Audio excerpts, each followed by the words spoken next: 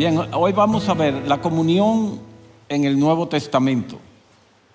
No sé si terminaré todo el material que tengo hoy, ojalá me quede para ir un poco más suave la semana que viene, pero vamos a hacer el intento. Y yo quisiera que veamos algunos rasgos distintivos de la comunión cristiana. Y el primero de ellos es el servicio mutuo. Para tener comunión, verdaderamente tenemos que servirnos los unos a los otros. El servicio fomenta la comunión entre nosotros. Fíjense en este pasaje de Juan capítulo 13, versículo 12. Ustedes recuerdan, Juan 13 está en el contexto de la reunión del Señor con sus discípulos la noche que fue entregado y estaban en el aposento alto. Y el Señor allí, en medio de esta reunión, después de la cena, Él se levanta, se quita su manto, toma un lebrillo o en buen dominicano una ponchera y se ciñe una toalla y comienza a lavar los pies de los discípulos. Eso es servicio, por cuanto eso era tarea del más bajo de los esclavos. Esa era su tarea, eso era lo que él tenía que hacer. Y el Señor voluntariamente se coloca en esta posición y dice en el versículo 12 que cuando acabó de lavarles los pies, tomó su manto nuevamente y sentándose a la mesa otra vez les dijo: ¿sabéis lo que os he hecho? Y él no esperó la respuesta. Probablemente ellos no sabían. Vosotros me llamáis maestro y señor, y tenéis razón, porque lo soy. Pues si yo, el Señor y el Maestro, os lavé los pies, vosotros también debéis lavaros los pies los unos a los otros. Es decir, el Señor nos está diciendo, si yo les sirvo a ustedes, ¿cuánto más ustedes debieran servirse los unos a los otros? Es evidente en el texto que el servicio no es un fin en sí mismo, sino que es el resultado de un carácter manso y humilde. Eso quiere decir que el servicio requiere de mansedumbre y humildad, porque cuando yo sirvo a alguien, yo me estoy colocando por debajo de esa persona. Requiere mansedumbre y humildad, pero a la vez pone de relieve que la práctica del servicio mutuo es uno de los aspectos fundamentales de la cohesión que la iglesia necesita para su edificación y crecimiento. Ustedes recuerdan lo que dice Pablo en Efesios 4:16, que todos los miembros unidos entre sí por las coyunturas reciben su crecimiento para ir edificándose en amor. Nos necesitamos los unos a los otros. Necesitamos servirnos los unos a los otros. Y esta no fue la única ocasión en que Jesús enseñó sobre esto. Él, conociendo la importancia del servicio mutuo, y sobre todo la resistencia pecaminosa que ofrecemos al momento de servir a otros, él fue bastante reiterativo en esto. Yo puedo traer a la memoria de ustedes a Mateo 20, a partir del versículo 20.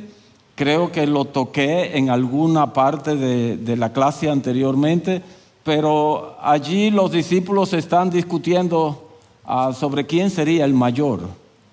Y ellos están muy interesados, vienen hablando de eso. Mateo viene hablando de eso desde el capítulo 18, versículo 1. Allí ellos también estaban discutiendo acerca de quién es el mayor. Y a partir de ese momento, en Mateo 18, hasta más allá del capítulo 20, el Señor viene diciéndoles qué es lo que se requiere para ser el mayor. Él comienza con la humildad, algo que ya hemos visto, pero termina aquí en el capítulo 20, versículo 25, cuando Jacobo y Juan vienen y le dicen: Señor, el reino que tú dijiste que nos tocaba, los tronos que nos tocaban en Mateo 19, que tú dijiste, hablaste de eso. Nosotros queremos que sea uno a la derecha y otro a la izquierda, como tú quieras, pero que estemos a ambos lados de ti. Y el Señor entonces hace un contraste entre cómo piensa el mundo y cómo debemos pensar nosotros. En el mundo, los gobernantes se enseñorean de las naciones y ejercen potestad sobre ellas. Pero los grandes son déspotas, ejercen una influencia también sobre las naciones. Y luego el Señor trae una declaración sencilla pero contundente que marca una frontera entre el mundo y nosotros. Entre vosotros no será así. Nosotros estamos llamados a ser diferentes en cuanto al servicio. En el mundo, los gobernantes y los primeros aparecen en el tope de una pirámide donde mientras más personas haya en la base de la pirámide, más grandes y poderosos son ellos.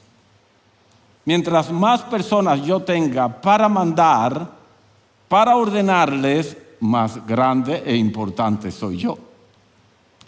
Pero entre vosotros no será así.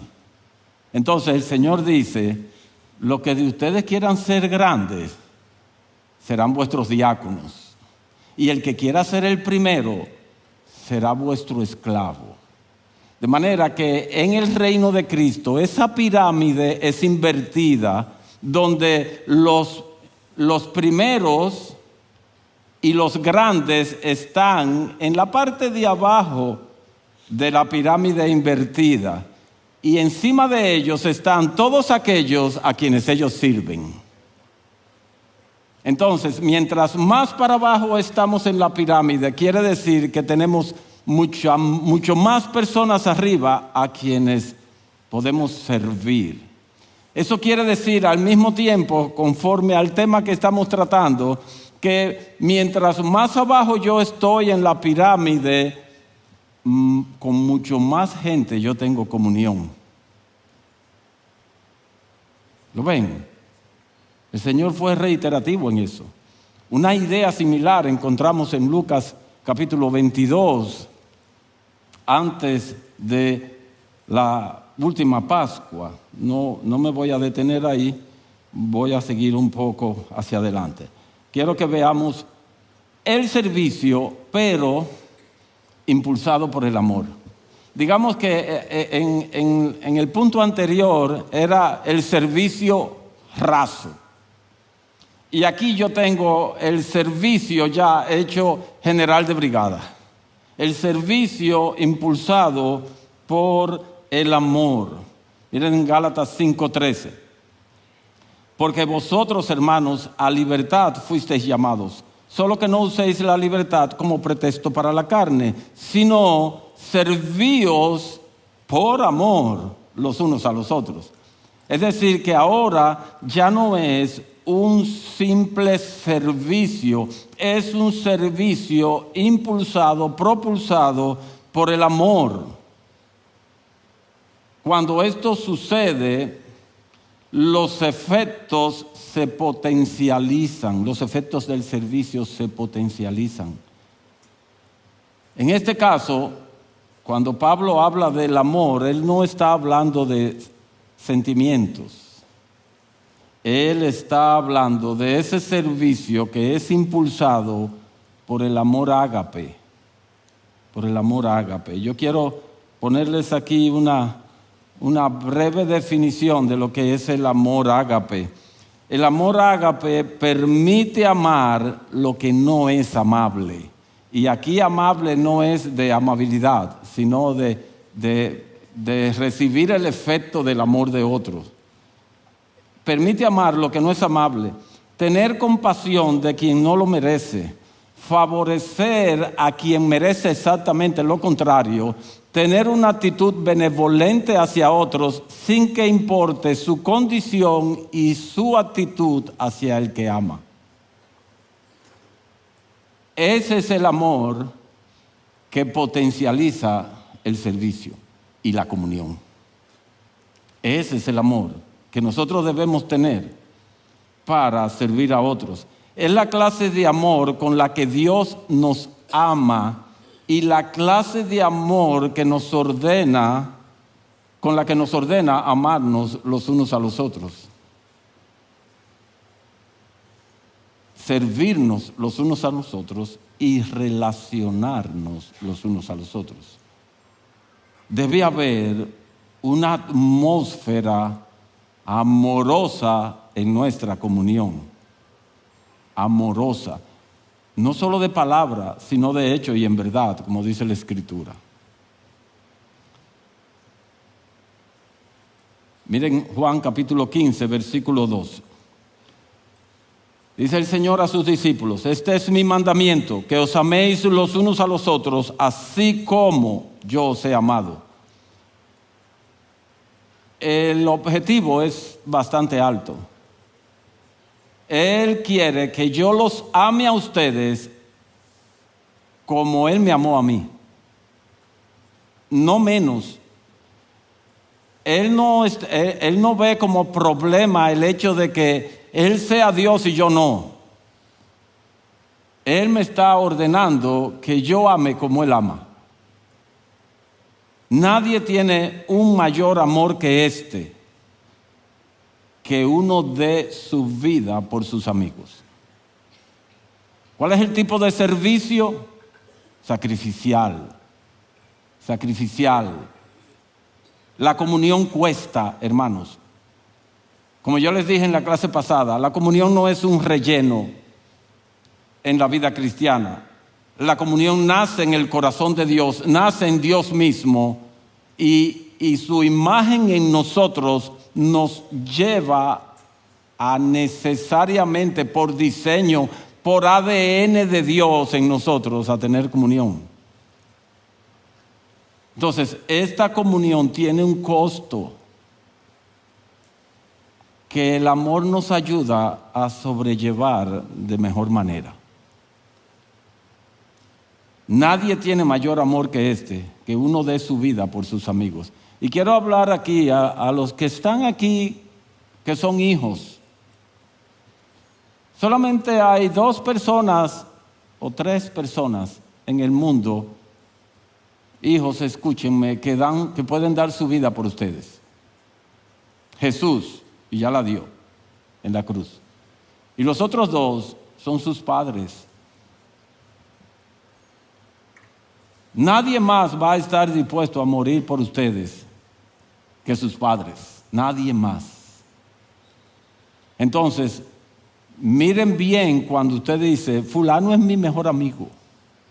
Porque si ese fulano no es su papá o su mamá, hay un problema en la escala de valores de la amistad. Y padres, nosotros estamos llamados a ser los mejores amigos de nuestros hijos. Tenemos que hacer lo que tengamos que hacer para ganar esos corazones, necesariamente. El que sirve con este tipo de amor, el amor ágape, el que tiene comunión con este tipo de amor en mente, toma la iniciativa al hacerlo. ¿Ustedes recuerdan 1 de Juan 4, 19? Dice, nosotros le amamos porque Él nos amó primero. ¿Quién tomó la iniciativa? Jesús.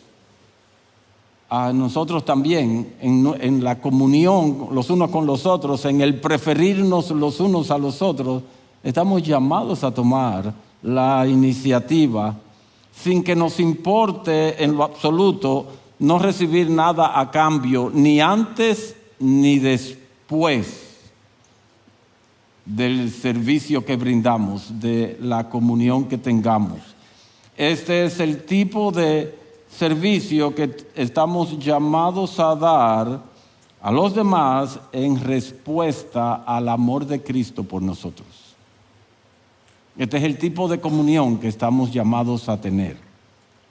Este es el tipo de comunión que nos convierte en uno. ¿Recuerdan la clase pasada? Para que sean uno, como tú, oh Padre, en mí y yo en ti, que ellos sean uno con nosotros. Este es el tipo de amor que fomenta la comunión. Otra de las características de la comunión cristiana es esa que ustedes ven ahí en pantalla. Es imprescindible para que el amor ágape pueda expresarse. Dios es uno, lo vimos la semana pasada, pero es una comunidad y el amor se expresa en comunidad. Yo necesito a alguien más para expresarle y manifestarle mi amor. Si no, no fuera amor.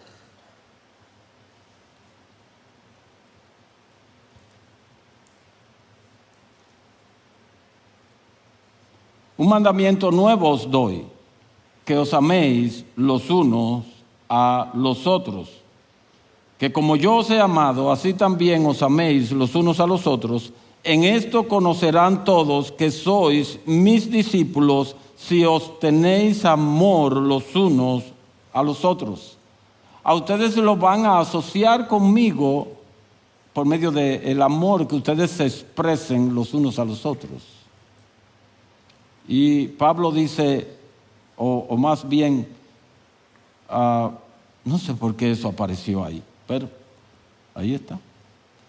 La verdadera comunión existe en una atmósfera donde el amor es el oxígeno.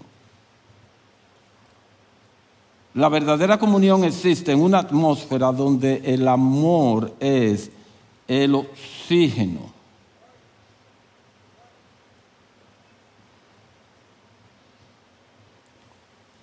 Vamos a ver otros atributos de Dios que inciden en el matrimonio, pero antes de eso,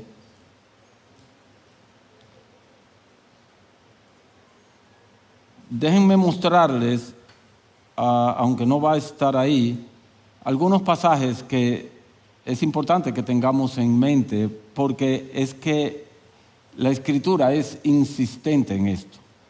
Romanos 13:8 dice, no debáis a nadie nada, sino el amaros unos a otros. Pedro, en su primera carta, capítulo 1, versículo 22, dice, puesto que en obediencia a la verdad habéis purificado vuestras almas para un amor sincero de hermanos, este es el amor filial, amaos, este es el amor ágape, unos a otros entrañablemente de corazón puro. Primera de Juan 3:11, porque este es el mensaje que habéis oído desde el principio, que nos amemos unos a otros. Amados, amémonos unos a otros, porque el amor es de Dios, y todo el que ama es nacido de Dios y conoce a Dios. El que no ama, no conoce a Dios, porque Dios es amor. Dios es amor porque Dios es una comunidad divina que se ama entre sí. Entonces, uno de los rasgos distintivos de que Dios nos ha hecho a su imagen es la comunión, lo vimos la semana pasada. El hecho de haber sido diseñados y creados para vivir en comunidad es algo que nos dice a nosotros que fuimos creados a imagen y semejanza de Él.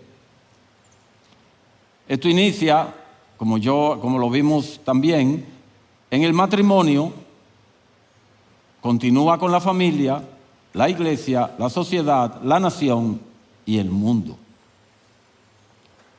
Irán está muy lejos, pero nos debe interesar,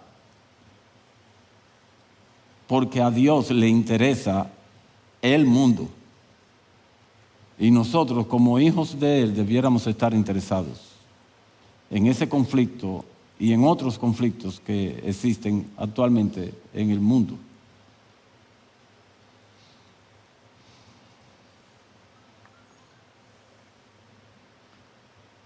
Ya entendí.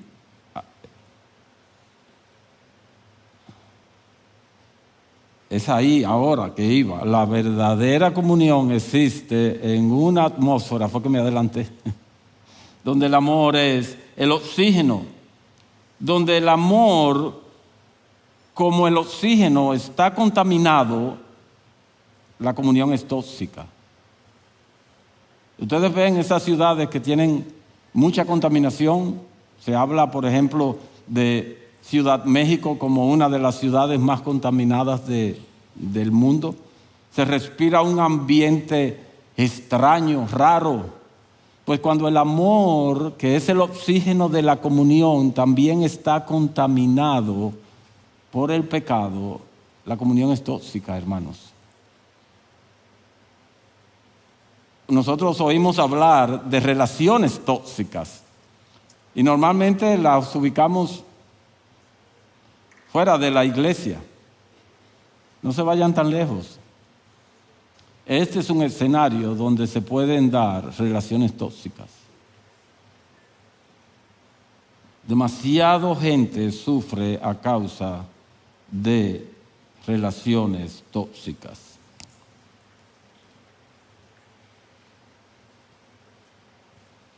Veamos otros atributos de Dios que inciden en la comunión. La verdad. Esto es clave, vital, la verdad. Dice Efesios 4:25. Por tanto, dejando a un lado la falsedad, hablad verdad cada cual con su prójimo, porque somos miembros los unos de los otros. He ahí la comunión.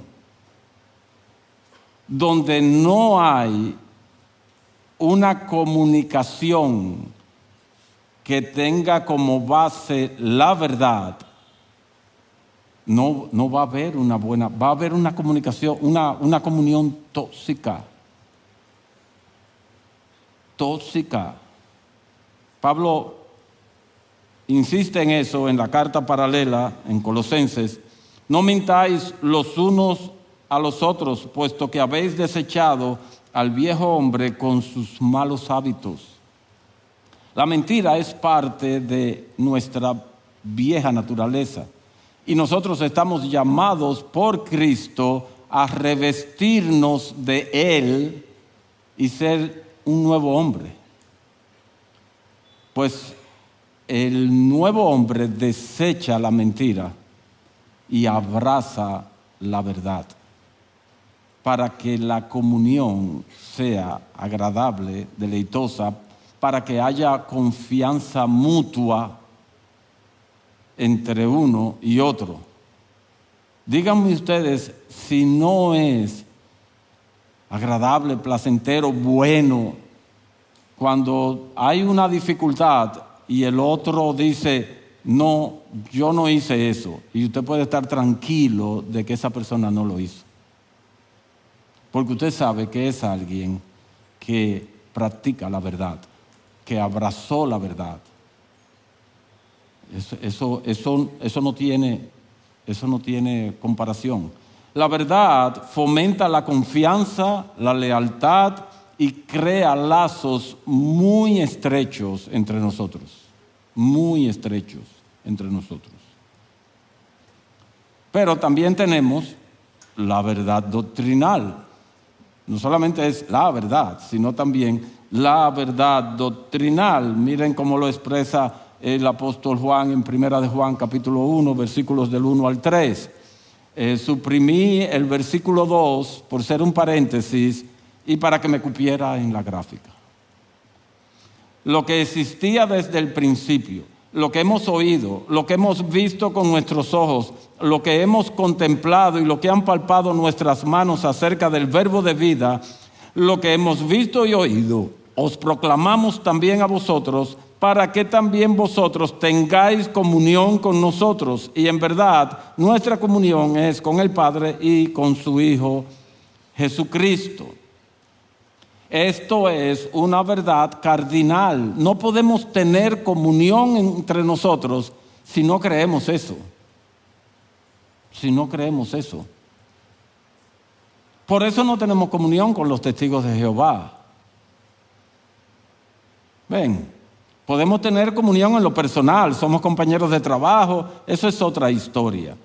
Pero doctrinalmente hablando, estamos más que divorciados. Ven, entonces tenemos que tener una verdad doctrinal que medie entre nosotros y que nos adhiramos a ello, que sea el vínculo que nos une.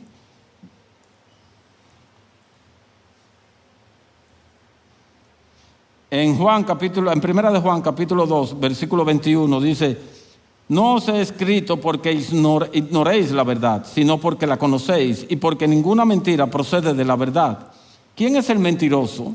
Sino el que niega que Jesús es el Cristo. Este es el anticristo, el que niega al Padre y al Hijo. Todo aquel que niega al Hijo tampoco tiene al Padre. El que confiesa al Hijo tiene también al Padre. Nuevamente, esto es algo de lo que nos distancia enormemente de los testigos de Jehová. Ellos no tienen al Hijo, pues tampoco tienen al Padre. De hecho, ellos ni son testigos ni son de Jehová. Ni una cosa ni la otra. Ni una cosa ni la otra. Juan insiste en su primera carta, en Primera de Juan 4:1 dice: amados, no creáis a todo espíritu, sino probad los espíritus para ver si son de Dios, porque muchos falsos profetas han salido por el mundo. En esto conocéis el Espíritu de Dios. Todo espíritu que confiesa que Jesucristo ha venido en carne es de Dios. Y todo espíritu que no confiesa a Jesús no es de Dios. Y este es el espíritu del anticristo, del cual habéis oído que viene y ahora ya está en el mundo. La verdad doctrinal fomenta la comunión cristiana. Hablamos un mismo lenguaje, tenemos un mismo parecer en cuanto a la Trinidad, la santidad, la eclesiología, la soteriología, etcétera, etcétera, etcétera. Todo eso fomenta la comunión cristiana. No hay tanta discusión cuando ambos creemos lo mismo. Podemos dialogar, podemos edificarnos, podemos traer enriquecimiento, fruto del estudio de la palabra de Dios, y eso fomenta la comunión. No desune, une. Hay quienes dicen que la doctrina separa. No, es todo lo contrario. La doctrina une. Lo que separa es la falsa doctrina, eso sí. La falsa doctrina se separa de la sana doctrina. Miren otro aspecto de otro atributo de Dios que es imprescindible para la comunión: la santidad. La santidad. Mis hermanos, cuando nos enfrentamos a Efesios capítulo 1, versículos 3 y 4, nosotros encontramos allí una declaración por la cual estamos dispuestos a ir a la hoguera. Bendito sea el Dios y Padre de nuestro Señor Jesucristo, que nos escogió en Él desde antes de la fundación del mundo. La elección libre y soberana de Dios del creyente. Nosotros estaríamos dispuestos a ir a la hoguera por defender esa verdad, por sostener esa verdad. Lo que yo no estoy tan seguro es que sepamos cuál es, o que estemos tan conscientes de cuál es el propósito de esa elección y si estamos dispuestos a defenderlo de la misma manera. Porque lo que sigue diciendo el apóstol es, para que seáis santos y sin mancha. Es decir, ¿para qué fuimos escogidos por Dios desde antes de la fundación del mundo? Para ser santos y sin mancha. Ese es nuestro norte. Ese es nuestro objetivo. Hacia allá es que debemos apuntar todos nuestros esfuerzos, porque no en vano el autor de Hebreos dice que sin santidad nadie verá al Señor. Nadie. Primera de Juan 1:5 también nos habla. Y este es el mensaje que hemos oído de Él y que os anunciamos. Dios es luz y en Él no hay tiniebla alguna. Si decimos que tenemos comunión con Él, pero andamos en tinieblas, mentimos y no practicamos la verdad. Mas si andamos en la luz, como Él está en luz, tenemos comunión unos con los otros y la sangre de Jesús, su Hijo, nos limpia de todo pecado. Tenemos que ser santos, tenemos que crecer en santidad. Tenemos que luchar contra la maldad que todavía, el pecado que todavía mora en nuestros corazones. Pero debemos tener bien claro a qué es que le llamamos luchar. Porque hay personas que luchan contra el pecado y hay otras que cogen golpe del pecado. Son dos cosas muy diferentes. Los que están familiarizados con el boxeo, las artes marciales, algunos gimnasios tienen esto también. Nosotros le llamamos en buen dominicano sambá. ¿Ustedes saben lo que es un sambá? Viene del inglés samba, pero así no suena tan bonito. Sambá, que suena bien. Es un saco de arena o de acerrín que cuelga del techo y al que los boxeadores y los karatecas dan patadas y golpes. Bueno, hay cristianos que son sambá. Y el boxeador es el pecado. Y el pecado se da vida. Ellos solamente cogen golpes. Pero ellos creen que porque están recibiendo golpes, están luchando. Eso no es luchar. Ahora, cuando yo me quito mi traje de sambá y me pongo unos guantes y enfrento al pecado y él me da y yo le doy, él me tumba, pero el cristiano nunca es noqueado y él se levanta y sigue peleando. Entonces estamos hablando de alguien que está luchando por ser santo. Y en todo el libro de Efesios nosotros vemos eso, donde se fomenta la unidad, que es la comunión entre los santos, pero con la base de la santidad. La base de la santidad. El pecado separa. La santidad une. Los que son ingenieros o ligados al área de la construcción saben que hay algo que se llama arcilla expansiva. Los que viven en la zona norte de la ciudad, Santo Domingo Norte, el área de Villamella, es una zona caracterizada por tener un suelo de arcilla, donde predomina la arcilla expansiva. ¿Y qué es lo que pasa con este tipo de arcilla? Bueno, que cuando se moja, ella se esponja, crece. Y no crece igual, hay una que crece menos y otra que crece más. Entonces, cuando eso pasa en una zapata y un lado crece y el otro se queda abajo, ¿qué hace? La zapata se rompe y entonces usted ve que aparece una grieta en la pared. El pecado separa. La santidad nos une, nos brinda cohesión. La santidad es la base sobre la que se edifica la unidad y la comunión. Comenzando en el matrimonio. Después de todo eso que Pablo habla en los primeros 4 capítulos hasta el versículo 15 de Efesios, acerca de la unidad de la iglesia, la unidad del creyente, la necesidad que tenemos los unos a los otros para crecer.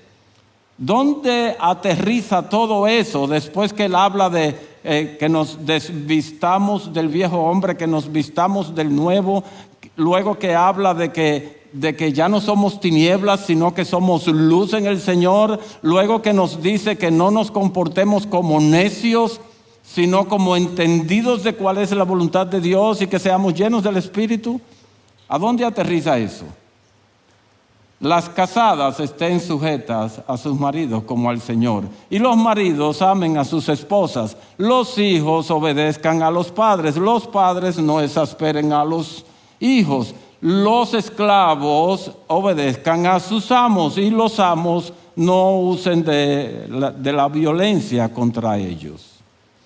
¿Qué es eso, hermanos? Eso es matrimonio y familia. Y no voy a agregar trabajo, porque los esclavos ahí no quieren, aunque lo podamos usar como asunto de relaciones laborales al día de hoy, los esclavos eran propiedad de la familia, vivían en el patio en una chocita. Era parte de las relaciones familiares. Entonces,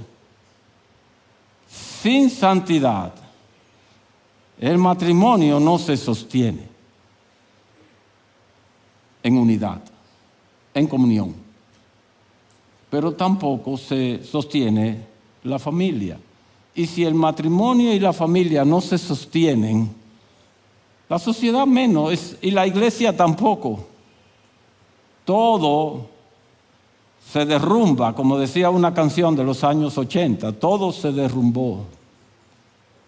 Algunos se ríen, que son más viejos de ahí, pero está bien. No hay una verdadera comunión sin santidad. Otros atributos de Dios que inciden en la comunión, la bondad, la misericordia y el perdón, Pablo los menciona en Efesios capítulo 4, versículo 32. Sed más bien amables unos con otros, misericordiosos, perdonándoos unos a otros, así como también Dios os perdonó en Cristo. Esto quiere decir, hermanos, que la bondad, la misericordia y el perdón son un verdadero cordón de 3 dobleces que hará que la comunión no se rompa fácilmente. Debemos ser bondadosos en nuestra relación con otros. Debemos ser misericordiosos y debemos tener una actitud perdonadora hacia los demás. No son cosas fáciles. Nosotros no somos bondadosos por naturaleza, ni tampoco misericordiosos. Si así fuera, Dios no nos lo ordenara. Si viniéramos de fábrica así, no tuvieran que darnos un mandato. En ninguna parte de la Escritura yo encuentro un mandamiento a respirar. Respira para que seas como yo. Eso yo lo hago de manera natural. Pero sí se me ordena a tener una actitud bondadosa como Dios, a imitar a Dios. Sed pues misericordiosos como vuestro Padre que está en los cielos es misericordioso. A eso sí se me ordena. Eso sí yo tengo que poner la intención, poner la voluntad para poder ser bondadoso. Otras cosas que fomentan la comunión. La familiaridad. Para que la comunión exista, tiene que haber un vínculo familiar. Tiene que haber algo que nos conecte necesariamente. Miren en 1 de Juan 5:1. Todo aquel que cree que Jesús es el Cristo es nacido de Dios, es hijo de Dios. Y todo aquel que ama al Padre, ama al que ha nacido de Él. Entonces, ¿qué es lo que nos une? Que tenemos al mismo Padre. O como lo diría Pablo en Efesios 4, un mismo Señor, un mismo Evangelio, un mismo Dios y Padre, un mismo Espíritu, en fin. Tenemos elementos que nos unen familiarmente. Y eso es lo que nosotros debemos tener en cuenta. Nos llamamos hermanos, no por ninguna otra razón que porque Dios es nuestro Padre. Ese es el vínculo familiar que nos une, que nos enlaza. No es cualquier vínculo. Que el Dios eterno, altísimo, sublime, grande, todopoderoso, nos haya engendrado y nos haya tomado por hijos y nos haya hecho hermanos en la sangre de su Hijo. Eso es glorioso y debe ser ponderado por nosotros.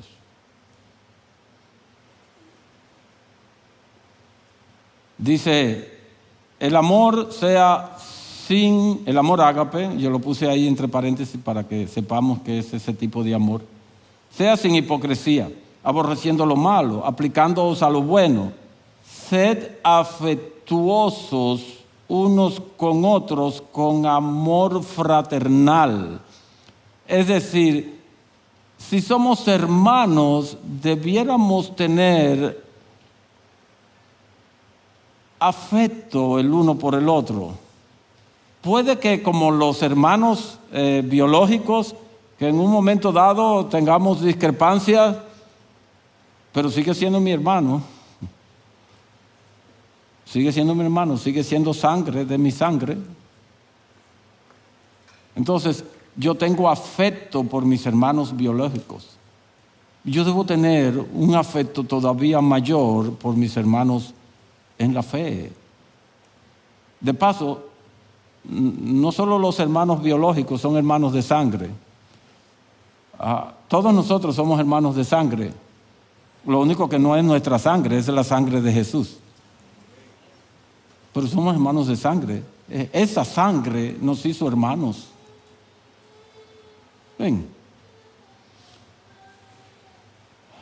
Dice 2 Corintios 6, 14 al 16, no estéis unidos en yugo desigual con los incrédulos, pues ¿qué asociación tiene la justicia y la iniquidad? ¿O qué comunión la luz con las tinieblas? ¿O qué armonía tiene Cristo con Belial? ¿O qué tiene en común un creyente con un incrédulo? ¿O qué acuerdo tiene el templo de Dios con los ídolos? En otras palabras, no hay familiaridad entre esas cosas.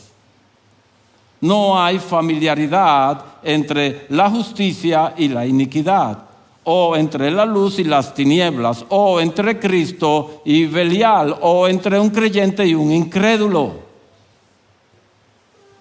No hay una familiaridad como la que existe entre creyentes. No la hay.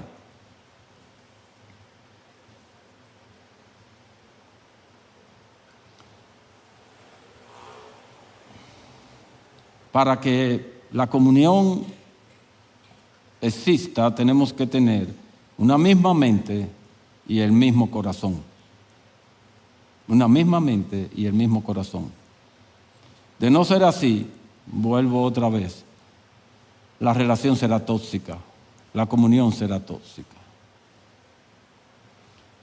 La comunión también es recíproca. Dice Romanos 15:7, aceptaos los unos a los otros. Se ve lógico, pero yo me he relacionado con mucha gente en esta vida donde el único que busca al otro soy yo. Y yo me imagino que debe haber al revés también, donde hay gente que me busca a mí, pero yo no lo busco a ellos. Pero la verdadera comunión tiene que ser recíproca. Hay niveles de comunión, yo creo que eso está sobreentendido, yo no lo he mencionado, pero no con todos tenemos la misma estrechez, porque tampoco tenemos la misma familiaridad, pero desde que alguien dice que es mi hermano en Cristo, hay una familiaridad, aunque sea mínima, que debe ser recíproca,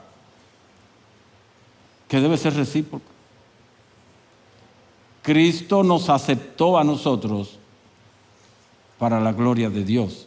Nosotros debemos recibirnos los unos a los otros igualmente para la gloria de Dios. Ven.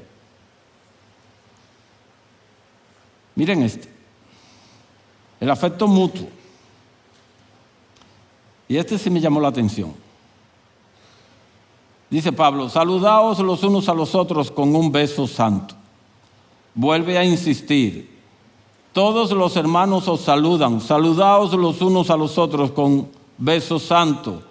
Vuelve a insistir, saludaos los unos a los otros con beso santo. Y Pedro no se quiso quedar atrás, saludaos unos a otros con un beso de amor.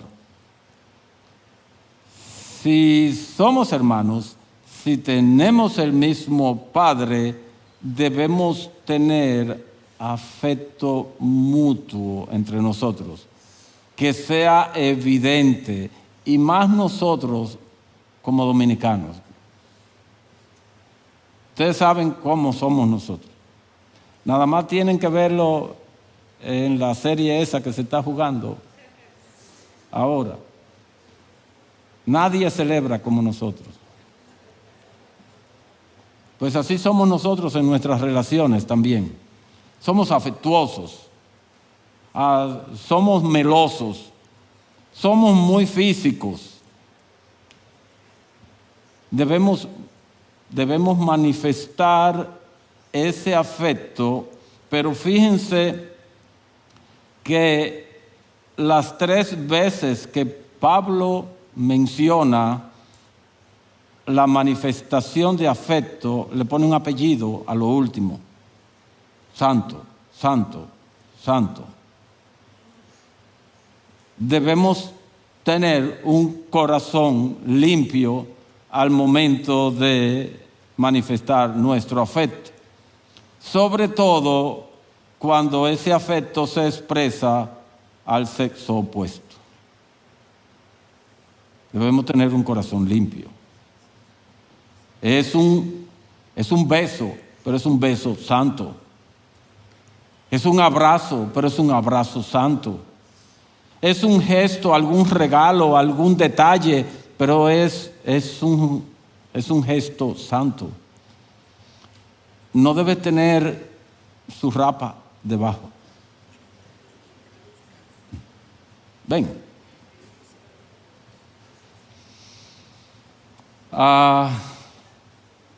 Estos 3 son importantes: la mansedumbre, la humildad y la paciencia.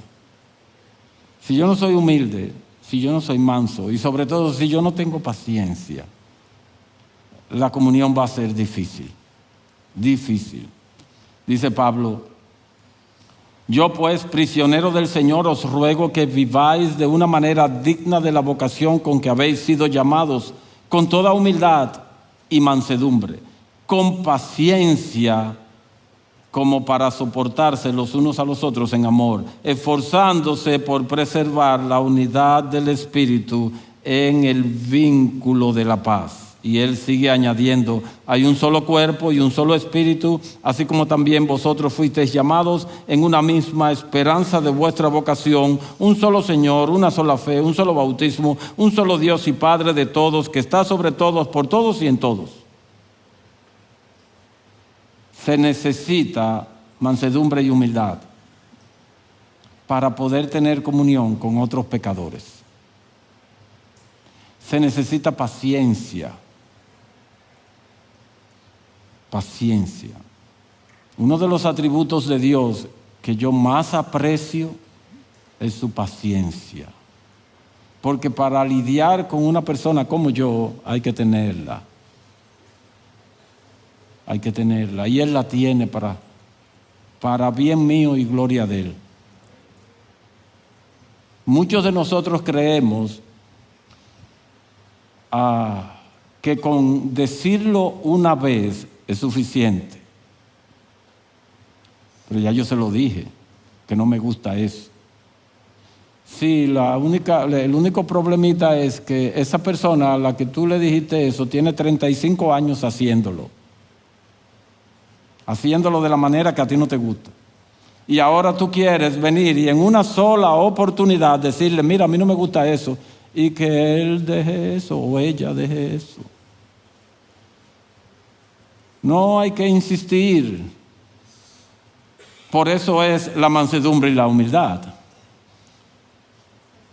La paciencia se monta sobre la mansedumbre y la humildad. Cuando usted ve a alguien que pierde la paciencia, hace rato que la mansedumbre y la humildad se fueron por la puerta de atrás.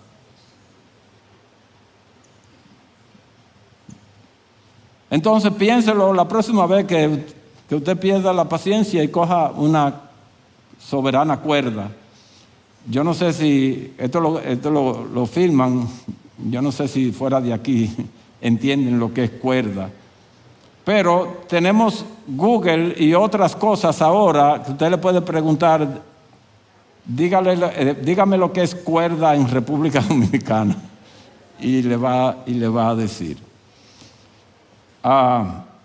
Otra cosa que fomenta, a propósito del intensivo pastoral, que fomenta la comunión, es el hospedaje. Es el hospedaje. Los que hospedan o han hospedado saben que se crean vínculos allí que perduran en el tiempo. Todas las personas, todos los pastores que han venido al intensivo pastoral y con los que a los que yo y mi familia hemos hospedado en casa, mantenemos un vínculo todavía al día de hoy. No ocasional, sino frecuente. Y yo sé que esa no es la experiencia mía únicamente. Yo sé de personas aquí que todavía mantienen vínculos con aquellos a quienes han hospedado. Entonces, aparte de que, según yo veo ahí, y el chin de gramática que yo sé, eso es un imperativo. Sed hospitalarios, los unos para con los otros, sin murmuraciones. Si usted le da cabida a alguien en su casa, luego no salga a criticarlo por lo que vio. Esa persona entró en su casa, abrió un poquito su corazón, entonces tenga cuidado con lo que usted dice de lo que vio ahí adentro de ese corazón. Y viceversa también, porque también nosotros abrimos nuestras casas y nuestros corazones. El otro, el que recibe nuestra hospitalidad, debe tener cuenta de lo que dice. Ven. Peligros que atentan contra la comunión. Faltan 4 minutos. Yo no me puedo meter en ese tema ahora. Así que, por la gracia de Dios y para bien mío, me quedó me quedó ese tema sobre el cual me voy a montar para concluir esta clase el domingo que viene. Pero hay peligros que atentan contra nuestra comunión. Algunas de esas cosas tienen un aspecto positivo, y de hecho debieran ser positivos, pero por causa de nuestro pecado tienen también ribetes que el asunto puede no salir tan bien si no lo hacemos de la manera adecuada. Así que Dios nos ayude. Si tienen alguna pregunta, hasta aquí, Pedro. Ya no quieres.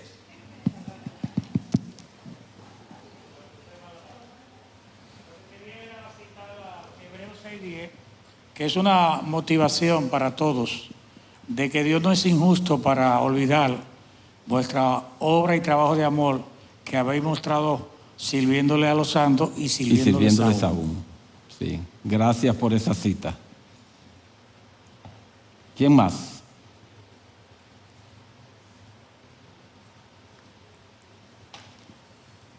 Aquí, a Fior.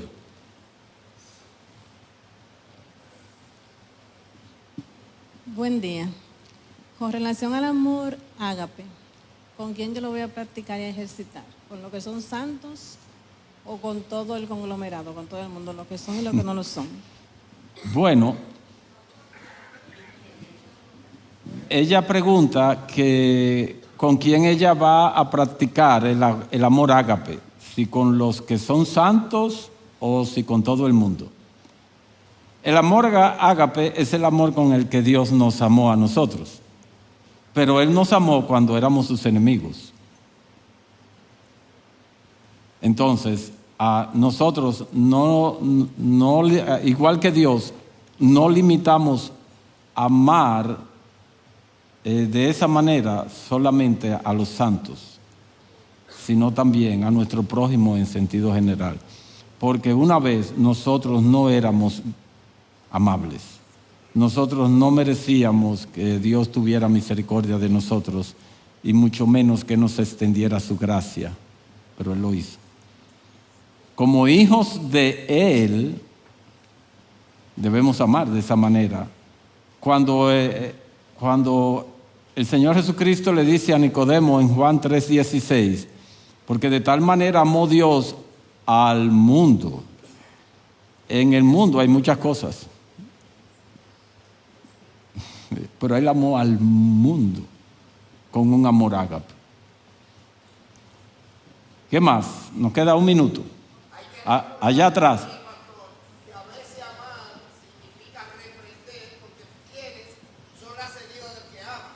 Sí, dice Jesús que el amar a veces incluye, allá atrás, la reprensión, porque fieles son las heridas del que ama. Gracias, Jesús, es adecuado. Sí, pastor, y que Cristo en Lucas 6 habla del amor hacia los enemigos y dice que tenemos que ser misericordiosos con ellos, así como Dios es misericordioso con nosotros. Y habla de que cuando amamos a los enemigos somos hijos del Altísimo, o sea, y todo lo que detalla en cuanto a olvidar cuando un enemigo nos hace algo, olvidar deudas y bueno, es un capítulo bien interesante. Ese es un capítulo bien interesante. Si de mí dependiera, la próxima vez que yo suba al púlpito no a dar clases sino a predicar, ese es mi pasaje. En la Biblia textual dice: si amáis a los que os aman, ¿qué clase de gracia es la vuestra? En ese pasaje es la única vez en todo el Nuevo Testamento que la palabra gracia se traduce de otra manera. ¿Qué hacéis de más? ¿Ves? Pero nosotros estamos llamados a amar a los que no son amables. Y ese es el mandamiento, es de eso que Jesús se queja en el versículo 46 cuando dice, ¿por qué me llamáis Señor, Señor y no hacéis lo que yo digo? ¿Y qué era lo que el Señor estaba diciendo? Que amemos a nuestros enemigos, que hagamos bien al que no nos hace bien, que oremos por los que nos persiguen y nos agreden. Es de eso que el Señor está hablando. No es en sentido general. Esa declaración del versículo 46 tiene un contexto bien claro. Bien.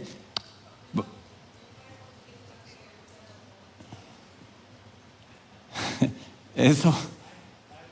Bueno, hay problemas ahí. Vamos a orar. Yo voy a hacer un intento, pero vamos a orar. Aunque tengo toda la clase haciendo el intento y no termino de terminarlo, de intentarlo.